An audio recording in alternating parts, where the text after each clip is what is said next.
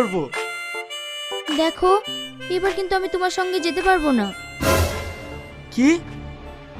হ্যাঁ, এর আগের বারের বিষয়টা বাড়িতে জানাজানি হয়ে গেছিল, দিয়ে আমাকে অনেক বকেছিল। দেখো, তুমি যদি আমার সঙ্গে না যাও, সেদিন থেকে তুমি জানবা আমাদের ব্রেকআপ। বাহ, দারুণ তো। এ কেমন ভালোবাসা, যে ভালোবাসা ভ্যালেন্টাইন ডে পালন করতে গিয়ে দীঘা যেতে হয়, আবার হোটেলে রাত কাটাতে হয়, আবার কেউ না যেতে চাইলে সেখানেই ব্রেকআপ হয়ে যায়। হায় রে ভালোবাসা, মানুষ ভালোবাসার নাম করে দিন দিন নোংরামিটাই বেছে নিচ্ছে। এই তোর বন্ধুকে এখান থেকে সরতো, ওর জ্ঞান শুনতে ভালো লাগছে না।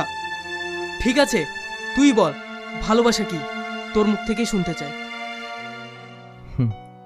ভালোবাসা ভালোবাসা হলো একটা পবিত্র বন্ধন, যে বন্ধনের মাঝখানে একে অপরের প্রতি বিশ্বাস থাকবে, ভরসা থাকবে, আবার একে অপরকে বুঝবে।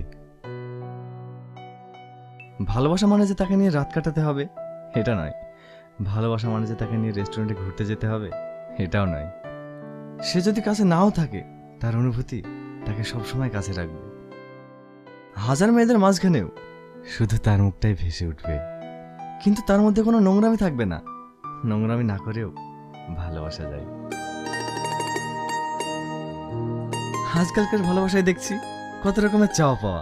আইফোন দিতে হবে, তার অনেক টাকা থাকতে হবে, তার গাড়ি বাড়ি থাকতে হবে, আর নইলে তার কোনো মূল্য নেই।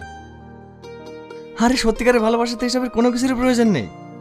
শুধুমাত্র প্রয়োজন একে অপরের প্রতি বিশ্বাস আর ভালোবাসার বন্ধনটাকে শক্ত করে ধরে রাখা, আর সুখে দুঃখে ছায়ার মতো তার পাশে থাকা। আর মানুষ এটা না করে ভালোবাসাটাকে নোংরামিতে পরিণত করে। আর তোমাদের উদ্দেশ্যে বলছি, তোমাদের বাবা মা বিভিন্ন জায়গা থেকে পড়াশোনা করার জন্য শহরে পাঠিয়েছে, আর তোমরা এখানে পড়াশোনার নামে নোংরামের রাস্তাটাকে বেছে নিয়েছো। ছি, ধিক্কার জানায় তোমাদের এই ভালোবাসাকে।